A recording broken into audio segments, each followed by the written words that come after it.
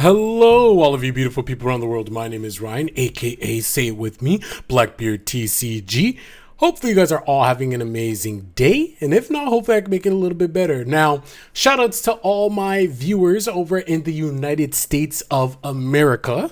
Hopefully, you guys all had an amazing Thanksgiving weekend. I'm over here in Canada, so our Thanksgiving was back in October. But, I got viewers all over, so shout outs to all of y'all. Now, with that being said, obviously, you guys see the title of this video. In this video, we will be building my, I was going to say Kaido because I see Blurple Kaido on the screen. We'll be building my Enel deck. I'll be going through my thought process in terms of how I want to build the deck. And this is a post recording. I did have live recording footage for this, but the audio was completely scuffed. It was using the mic on my PS5 controller instead of my actual mic. And so because of that, everything got screwed up. So we will be speeding up these clips, building the deck, and then showing you guys some gameplay. We have a couple matches to show you guys today. We went up against Whitebeard, OP05 Whitebeard, which is quite formidable. In addition to that, we went up against Nami, which is always a sleeper deck. Remember, in OP05, Nami actually came in, I think he took first or second place in one of the championships early on. This was right before Sakazuki took Storm. Nami got second place out of like almost 1,000 players or something like that. Or I think yeah, it's over 500 for sure. So we went up against Nami, and then we also got a game against Sakazuki as well. Now, as you can see here, I'm showing you guys 4 copies of Ronor Zoro, and I'm talking about its efficacy against going up against Rebecca and Borsalino. These are going to be 2 characters that you're going to have to deal with when you're going up against Sakazuki. And so remember, if this Zoro gets hit out of trigger, that means that it's your opponent's turn, which means Borsalino can indeed get hit. Now, of course, this cannot hit things like 5-cost Kid or Queen, because remember, it can only hit things that are 4 or less. But that means it can hit things like Trafalgar Law, although this card isn't single-handedly going to make or break your matchup against Purple Luffy. And one thing that I want to mention as well is, as of right now, as the recording of this video, there's no way for us to get our hands on this Zoro in the Western version of the game. Now, I don't know, there might be some type of event or anything like that we might be able to get our hands on, but for right now, we're mainly going to utilize it. We're mainly not going to put it in our deck, but you would utilize it mainly for Sakazuki. But I'm building this deck with that in mind, that we do not have access. And so right off the bat, I want to talk about Ohm and Holy. So if you guys don't know, Ohm is 4 cost, 5,000 power on play. You could search the top 5 cards of your deck, get 1 Holy, add it to your hand, and play 1 Holy. Now, it's interesting because if you don't if you already have a Holy in your hand and you whiff the search on the Ohm, you can still play the Holy. So you're getting a ton of advantage. For 4 Dawn, you're developing a 5k body, 2 5k bodies. However, Ohm's ability is if you are at 2 or less life, then he becomes 6k on your turn and your opponent's turn, which is quite potent.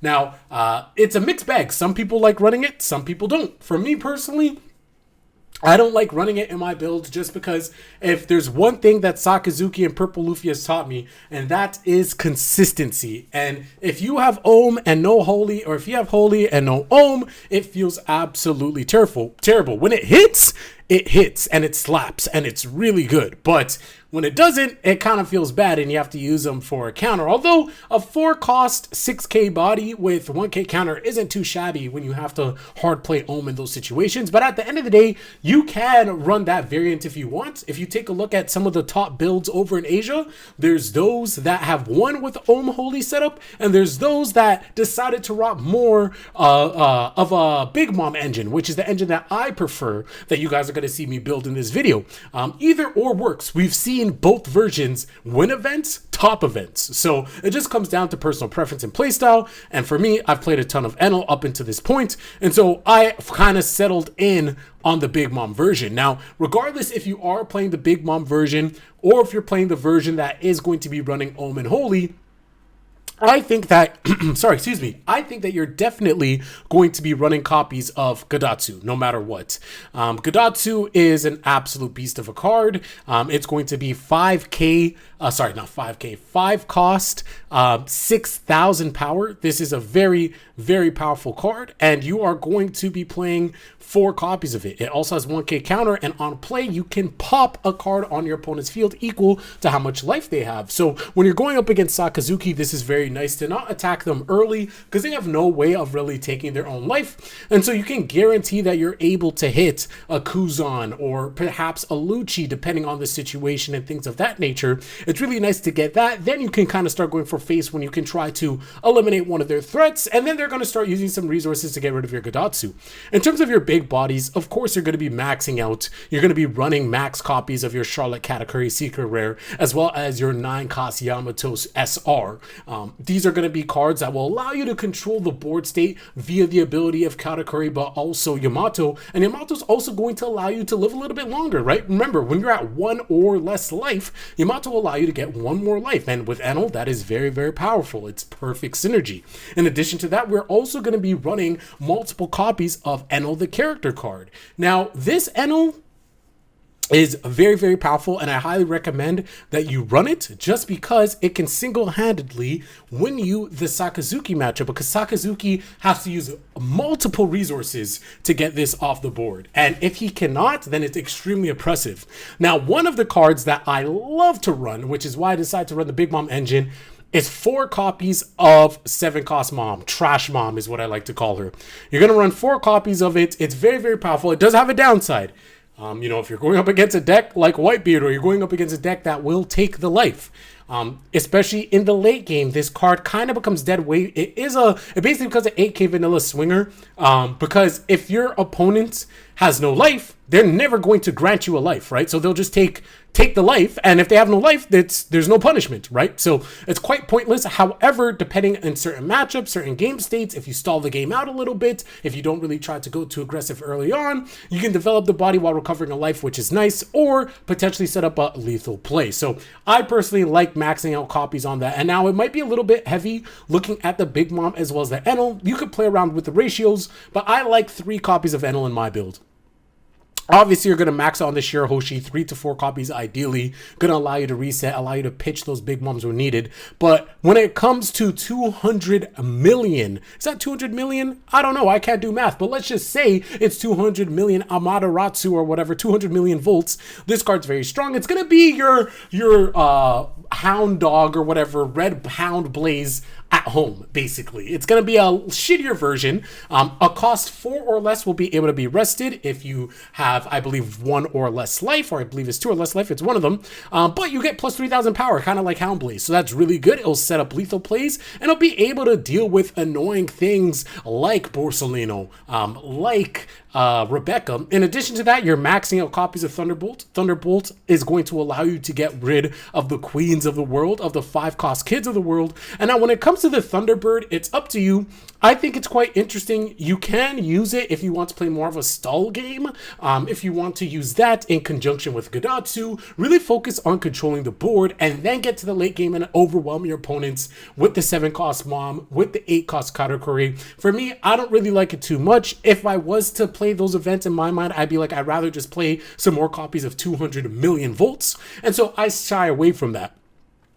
Here, I'm going to go ahead and add copies of the Big Mom package. So we're running copies of Pudding. Pudding's going to allow us to search a lot of our cards. Our Katakuris of the world, our Big Moms of the world, our Thunderbolts of the world, our Parasparrows, which we just added in. And by the way, Parasparrow when KO'd will allow us to do similar things as well. In addition to that, we're going to play 4 copies of Cracker. 4 costs 5,000 power. When hit and trigger, it can be played. It'll be very potent. We're already less life than most people, but if it's 4v4, we're going to go ahead and, or 4 life to 4 life, we're going to go ahead and take that life. And all of a sudden, this Cracker becomes potent. Now, we have to put 2K counters in the build, so of course, we're going to play Capone Gang Beige. When hit and trigger, it's very powerful, very potent, as well as Charlotte Armande, so that way we have a bunch of 2K counters in the build, and by a bunch, I mean 8. Obviously, you might want to have 10 to 12. However, play around with your ratios, do as you must. But for me, I feel that this works quite well. Now, here you could decide with the rest of the ratios. Obviously, you notice that we're running quite tight on the list.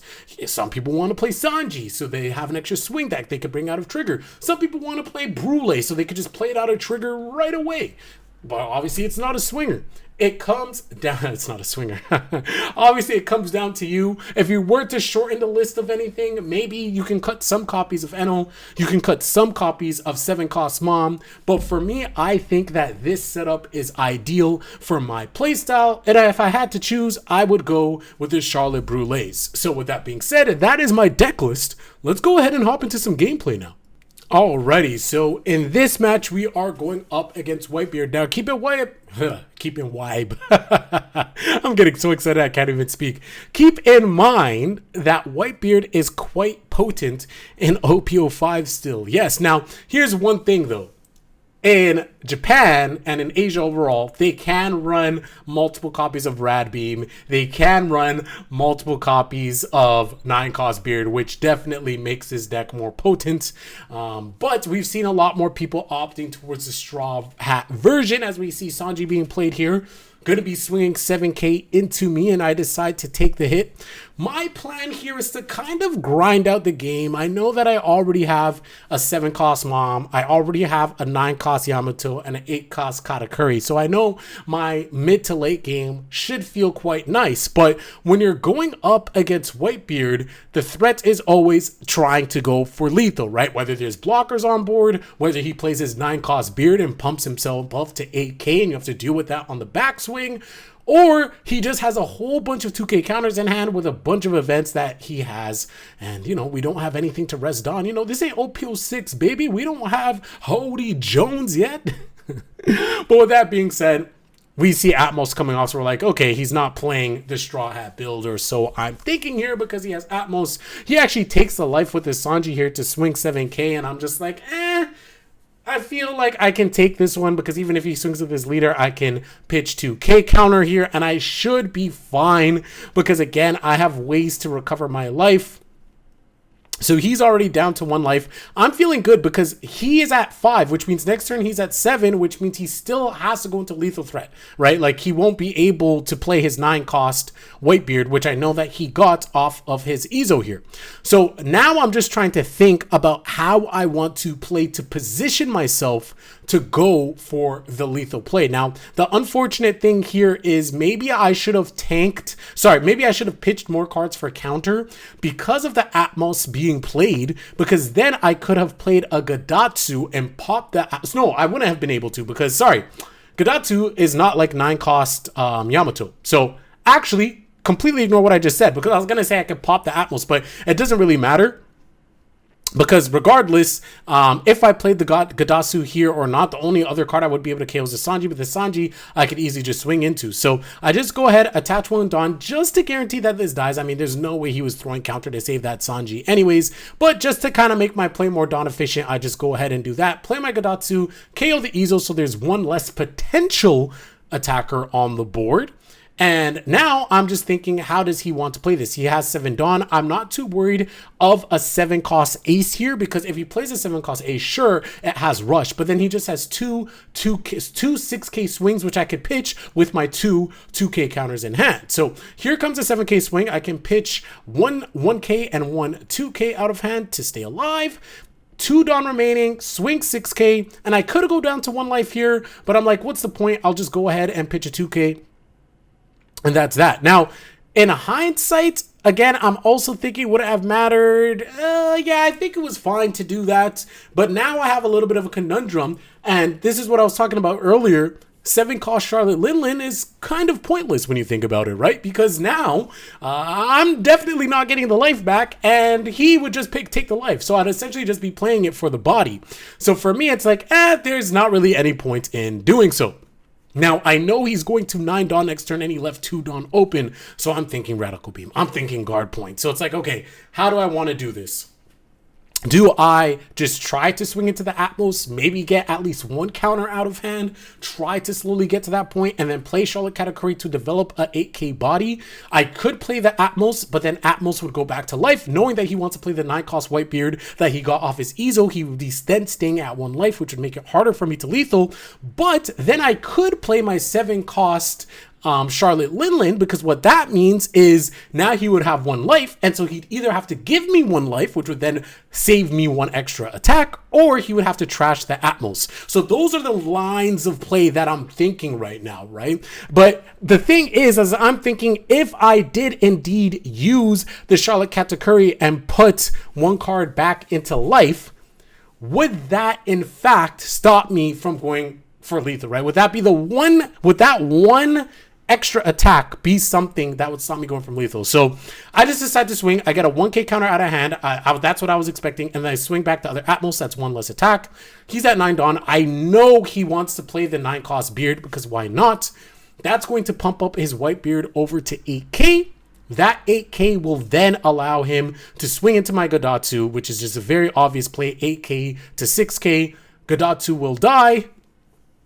He sinks 6k here. I'm just like, okay, I'll just easily pitch a 1k. I don't need Godatsu at this point. There's going to be nothing I can KO that he would play with the Godatsu, so I pitch that. I'd rather keep the Shirahoshi, because Shirahoshi is going to allow me to draw if needed, especially because these 7 moms might be dead weight. So now I'm trying to decide, do I play Trash Mom? Do I play 7-cost Mom and have him boost me up to 3 life, which means that I would still survive and I would have 2 big bodies and try to potentially go for game next turn? Or he trashes the Atmos, which I just sent back to life with the Katakuri last turn, and then now he's back in lethal range, but then he could play another 9-cost Beard. So these are the things that I'm thinking about, and I'm like, how can I go for lethal? Because I'm thinking I'm going to need to go for lethal quite soon, because if he plays another 9-cost Whitebeard, let's just say your boy is cooked. You feel me? So obviously, we have 9-cost Yamato. If we play 9-cost Yamato, we can't pop that rested Atmos, because there's only 3 life on the board, right? I have 2, he has 1. And if I do that, I'm also not getting value of getting the +1 life, so I'm kind of wanting to hang on to that one until my life drops down to 1. Obviously, I won't get the pop, but at least I'll get the value. So I attach 1 Dawn, swing 6. Once again, see if we can get a 1k counter out of hand. And then from here, I'm like, okay, well, I do want to play my 7-cost Mom, which means I have 9 Dawn remaining. So why don't we just go ahead and attach a little bit extra Dawn to make sure that this Atmos gets off the board, right? There's no way he's keeping this alive. Very much so if he decides to use counters to keep that alive, I'm fine, because I won't get lethal the following turn. And now I play my Trash Mom, and it's the moment of truth. Does he put me to 3 life? No! He decides to put himself within lethal range. And so now I'm thinking, God damn it, does he have another 9-cost Beard? Because the turn goes back to him and he's at 10 Dawn now. But I'm thinking that even if he did have another 9-cost Beard, well, then it's still definitely winnable for us, because then that means that he would only have 1 Dawn open. And he'd only have a Radical Beam, but instead he plays the 7-cost Ace, which is going to minus my Charlotte Katakuri down to 5k. He's going to have 3 Dawn remaining. Now, of course, he's going to go ahead and swing with his 9-cost Beard. There's no way I can keep that alive. And then he's going to want to go ahead and swing into my leader with his leader, leaving Dawn open. And so what does that mean? Oh yeah, I forgot he has his Ace swing. Ace has Rush because he's Whitebeard leader. And we get Shirahoshi off the top. So now I'm trying to think. We got Shirahoshi off the top. What do we do? Because I'm like, I want to pitch the other Shirahoshi, but then it's like I should keep it just because it has counter. And then I'm like, I don't need the pair of Sparrows, so I pitch those. I keep the Crackers. And so here I'm like, I could just pitch both Crackers, because I'm like, I don't want to go to lethal range, and then I would have to pitch another card anyways. Although maybe the ideal play would have been to just take this hit. Yeah, maybe the ideal play would be to just take this hit, because then I would have been able to still only pitch 1, right? For the life. So I think that was a misplay. I lost 2 cards when I only needed to lose 1. So with that being said, now is when I'm like, I need to go for lethal. If I can lethal him this turn, obviously I win. That's what going for lethal means. But I'm also thinking, do I play it safe? Obviously, he has a bunch of defensive tools here. However, I'm thinking, what if I played 9 cost Yamato, go to 2 life? He has 3 swings. He's going to need 4 swings in order to kill me because I would have 2 life, right? He would be able to attack with 2 of his characters. I would get 1 more life back. And then after he would attack into that, and then I would I would be at 0 life, right? Then I could go back to my turn, play Katakuri, put Shirahoshi back in life. I'm back at 1 life, and you know, all those things. So that is something that I'm considering. However, I'm also considering just going for lethal. So I decide to attach 1 Dawn and go 6 to get 1 card out of hand. Because if I can get 1 card out of hand, I can attach everything else to my 7 cost Big Mom and then try to attempt to go for a game. This is the extremely greedy, coin flip, aggressive play. Versus me taking the long way, go ahead and swinging against the ace, right? Playing my 9 cost mom and going to 2 life and things of that nature, still getting cards out of hand and playing for the lethal play for the following turn. But I decide to just risk it all. Oh, we get 4K, 2K, 2K, 2K, 2K! He had 4 2Ks with a 4K counter. I lose. Unless I get a Capone Gang Beige and he doesn't have an Ace or a Luffy. That's the only way I lose. So, yeah, in hindsight, there's a couple of bad plays. Obviously, definitely should have not...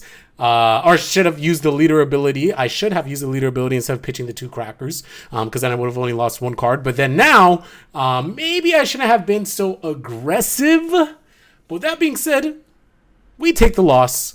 Unfortunate. Could we have won? Sure. But, I mean, if somebody he had Red Rock, he had 2 2K counters, 4 2K counters, not much we could do. But with that being said, let's go ahead and jump into the Nami gameplay. So again, Nami is a deck that is solitaire, and it can win. Again, it popped off in OPO5 over in Japan for one of the tournaments. So it's really important to know how to play against Nami, just because like you have to know the numbers to swing, right? As long as you could do that, it's very, very difficult to lose to her. And then obviously you have to keep track of the cards in her trash as well. So decides to play the Zeph. As you can see here, I go ahead and Thunderbolt the Zeph. I made sure I wanted to keep that hand in the beginning with the Zeph. With the Thunderbolt for the Zeph, because if Zeph hits us, then that's 7 cards off the top of our life. And here I go ahead and swing 8. And we get 2 quick life off of the Nami, which is very delicious because of our Charlotte Cracker. And then she also takes the 7K hit from our leader because of the Dawn usage. So now, here's the thing, right? When Nami leaves a bunch of Dawn open, that's when you don't want to attack because you want to just develop your board, right? Develop your board. Don't let her use things like Rubber Band of Doom or whatever, Desert Spada, Gavel, like all of those cards, Deathwink, like just let her chill out and just build out your board and then swing. Take little pokes when you can, but if she is tapped out, then you can kind of try to exert a little bit of pressure, right?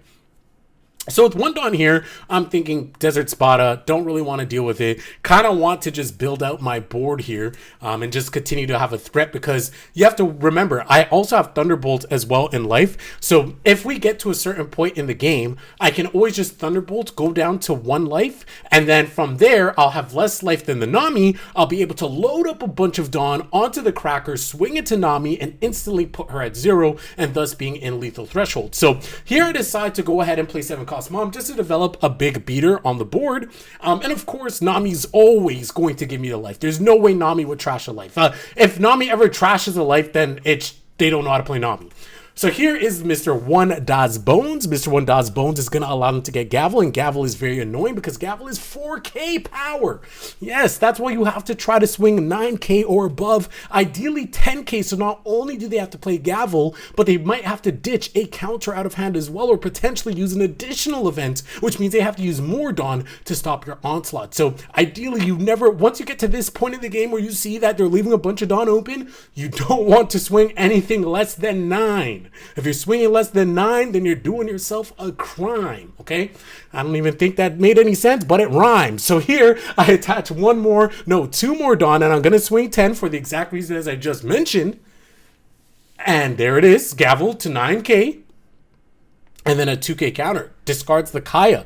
Now, it's interesting. I was holding onto the Gadatsu in my hand for the Kaya, because if Kaya is played, then they're going to want to use Overheat. Overheat is going to bounce Kaya back up to hand, and thus they can continuously use the 2 draws. So Gadatsu will be able to eliminate it. But then it looked like they had the Gadatsu. Sorry, they looked like they had the Kaya for a while. I'm like, they're not hard playing Kaya. So you know what? I'm just going to swing 8K here. Now, I know I just contradicted what I just said, but the reason why I decided to do that was because I developed Gadatsu, and I know that I could potentially go for lethal the following turn because of the Thunderbolts that I have in life. If I was playing any other deck, if I never had access to double hits on this turn, I would not have done that. I was just trying to get additional cards out of hand to set up the Charlotte Cracker for the next turn in addition to Gadatsu. However, Nojiko hits the board. Nojiko bounces my Gadatsu. So that absolutely sucks. Like, that completely sucks, because I'm like, okay, well, that Dawn usage was basically wasted. Obviously, I could play Gadatsu again, but no Kaya is being played, so I'm not getting value off that.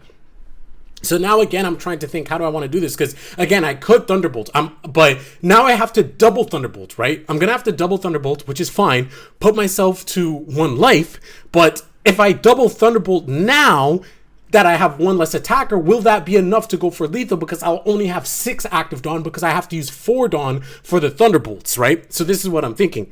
So now I'm like, okay, how do I do this? Because do I just develop board and just continue to go wide? I don't think it's wise to swing here with 4 Dawn active. Of course, you have to start thinking about things like Deathwing, but I just decide to swing 10 again. And I swing 10 and takes the hit. So now I'm like, oh, okay, because I decided to swing 10 expecting Dawn usage, right? I was expecting Deathwing. I was expecting some of those cards. So then I could double Thunderbolt and then just swing with Cracker. That's what I was expecting. But with him actually taking that hit, I'm like, oh, that changes up things significantly. Obviously, now with 1 life left, sure, does it make it a little bit easier? Right, it does, but now it doesn't make any sense for double swing. So I'm just thinking I just go for a big swing here, go 11, because I'm going to try to go for lethal next turn. So here's Gavel. We know it's going to go to 9K. We talked about that earlier. So now I'm expecting to either get 1 more event out of hand, which would be amazing, or some more just raw counters, right? Be it Kaya, be it Buggies, whatever it may be. Just having less counter in hand, because remember, at this point in time, at turn 6, if they're not at like 15 cards, then I feel like I still have 1 more turn. So here, they're at 14 cards. So I'm like, okay, now I'll swing 7, takes the hit. Perfect, because you have to use the events, all of those things. So tapped out of the events, I got a bunch of events out of hand. Hard plays the Kaya here, goes down to 11 cards. So that's why I was like, I had to do that this turn, because if I don't set up the lethal for my following turn, I lose, right? Like, he was at 15 or less. By turn 6, you probably, like, if you're the Nami player and you're not at least like 15 or less cards, you're probably not going to win, right? So because he was at 14, I was like, holy shit, like, I need to win next turn. There's no ifs, ands, or buts. Because if you look here, he's at 10 cards. Like, with the right cards, next turn, I lose. Potentially, depending on what he has in his hand, he could even win this turn. But instead, he does it, and he leaves up all this Dawn. Now, again, this is why it's important to check the trash, right? See how many Deathwinks are in trash. See how many Gavels are in trash. Try to remember if Gavels were brought back up to hand with Mr. Das Bones. If they have Gavel, that's 4K. If they have Deathwink, that's 6K. So right off the bat, that leader can get to 15K. So these are things that you have to think about. He says GG. I'm obviously just going to swing 18, go 5 and 5. Because at this point, even if he does have the Gavel, even if he does have the Deathwink, that's still not going to be enough. He'll have to pitch even more counter, and then I go 5-5, right? So again, you just go wide, and we're able to pick up the win against Nami. So that's ideally how you want to play against Nami, against like any deck, period. You just want to go wide. When they leave the Dawn open, you don't swing, build your board, go wide, you're good to go. So with that being said, let's head into the last matchup of the night, Sakazuki. So Sakazuki arguably being the best deck in the format, I feel like this hand is absolutely perfect because I have access to Enel. As I talked about in the deck building process, you definitely want to have Enel because it's going to force them to have to remove it twice, which means they have to use a lot of resources. I like to call him a Sakazuki blocker. What does that mean? By that I mean they have to use a lot of resources on your 7-cost Enel, which means that your 7-cost Big Mom, your Katakuri, or your 9-cost Yamato might stick on the board longer because they had to use more resources for that Enel. That's my headcanon. That's my logic behind that card and why I think Enel is so key specifically for this Sakazuki matchup. So here we get the trigger right off the bat for Shirahoshi, which is lit, but we actually don't even really need the Shirahoshi here because those two cards we end up just throwing out of trash because I want to keep the Gadatsu in hand.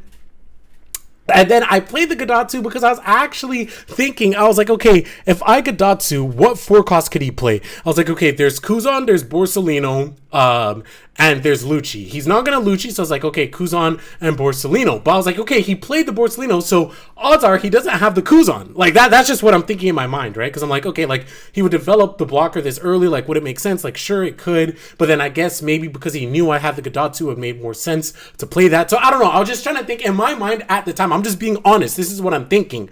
I'm like, he would probably want to play the Kuzan because playing Kuzan on board would mean the following turn when it swings, it gets its -4 and he gets to draw that one card. So he's one card ahead earlier, right? So he can potentially have other plays. So the fact that he played Borsalino, I'm like, oh, sick. That means that he has no Kuzan. So screw it. I'll just develop a body. I'll have a 6K body on board. I can start pressuring. 6K is really good to start pressuring into Sakazuki. So that's why I played that. End up having to destroy the brand new, right? That sucks. Now, obviously -1, and now he plays the Kuzan. Now, I don't know if he got the Kuzan off the pitch. If he got the Kuzan off the pitch, then fair enough. And that's what I was thinking because, like, he left 2 Dawn open. So I was like, that's really weird because I'm like, okay, I've played a lot of Sakazuki. There's no counter that you're playing in that deck where you leave 2 Dawn open, right? Like, so I look at his trash. I'm like, what could there be? Like, overheat or like what? But I'm like, no, he's not. He's definitely not playing that. So unfortunately, I already used a Gadatsu. Don't have another one in hand, which means I can't pop the Kuzan. Kuzan is a threat because Kuzan plus leader ability is -5, which means anything in the game can be hit by 3,000 worlds. So I'm just trying to think, how do I deal with that? How do I get rid of that? So if here I'm just trying to bait the Borsalino blocker, seeing if that is possible. We swing 5K into lead, and ultimately he does block with the Borsalino. So now I just go 6K into leader, trying to get a 2K counter out of hand or a potential hit on life, because at this point I'm like, okay, I don't have the Gadatsu anyway, and then I drop my Enel because I want Enel on the board no matter what. So here I swing 7, he takes a hit because now it's time to play the game. No Triple H, you feel me? Because now that I have this on the board, it's going to make things quite interesting.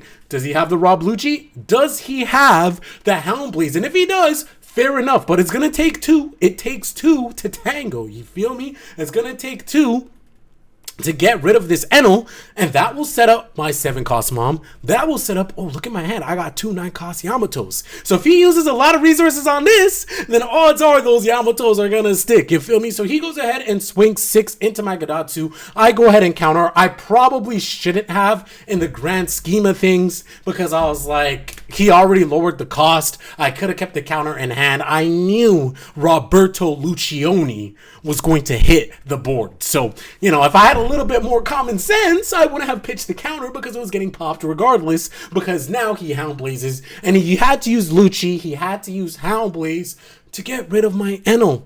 And I would have still had a counter in hand too, man. Come on. So that was a misplay. Fair enough. It is what it is. But guess what? We're at 1 life. And guess what? We're going to be at 9 Dawn. And you know what happens when you're at 9 Dawn and you have 1 life? You go ahead and play your 9-cost Yamato. That will then allow us to pop 1 card. So we go ahead and swing 5. You know, let's just see. Let's see what happens. He goes ahead and blocks with the Borsalino. Fair is fair.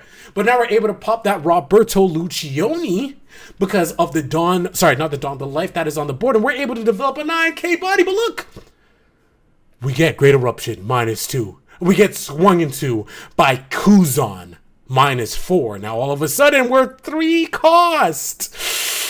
If we go down one more, we're in Houndblade's range, and look at that, leader ability -1. So here I'm like, do I take the hit? I do, and I hit that out of trigger. That's why you always play the Thunderbolt.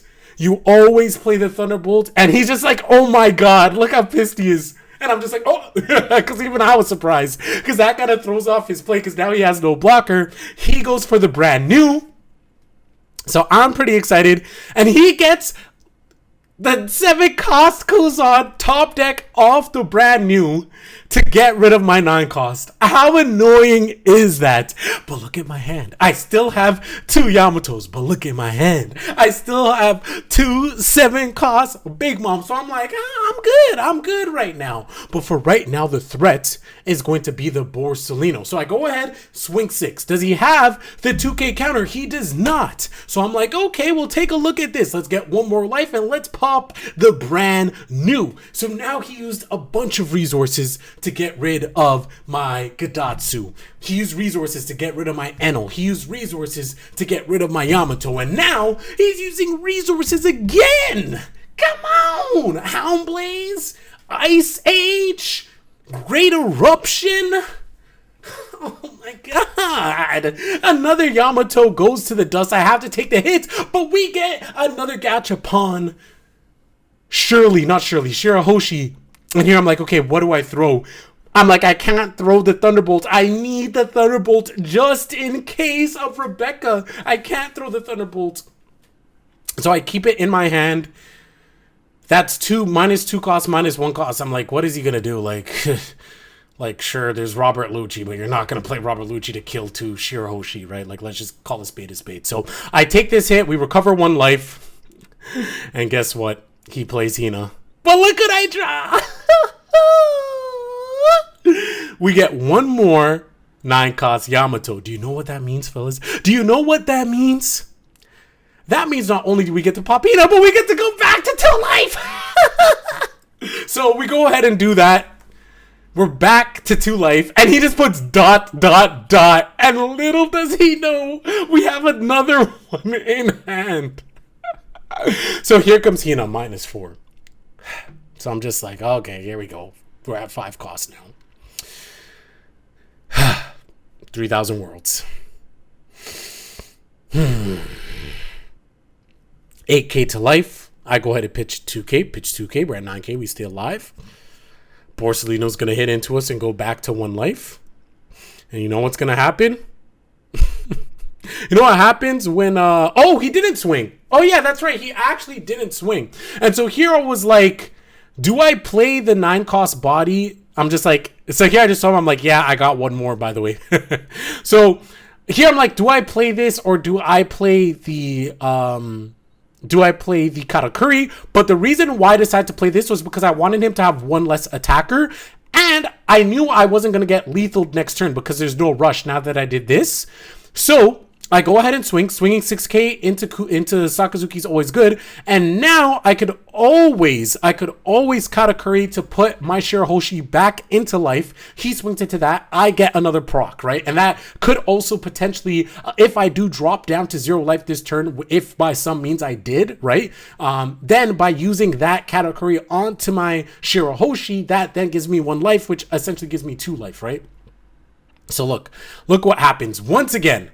So here I'm like, what do I do? He has 4 Dawn open, and so I'm expecting that he goes ahead and plays a blocker here. Now, I decided to throw the Thunderbolts because I was expecting Borsalino. Because I was like, I'd rather have 200 million bolts than Thunderbolts, because if I can't Thunderbolt the Borsalino, but I can 200 million volt that. And so getting another swing out of trigger, getting the Charlotte Peril Sparrow out of trigger is something that is absolutely amazing. Because now look, I can swing 8K here, and this was a mistake. I should have attached 1 more Dawn for 9K just to guarantee, but now I can just attach everything else, and because I had that 200 volts, I have the game.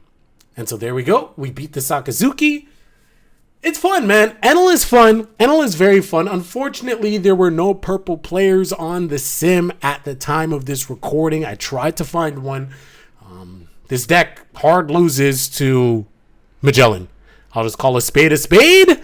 The deck hard loses to Magellan. So, although it's super fun to play, although, the matchup against Sakazuki, it's not completely favorable. I'd say it's probably 50-50 or maybe even slightly in the advantage state for Sakazuki because Sakazuki is so strong.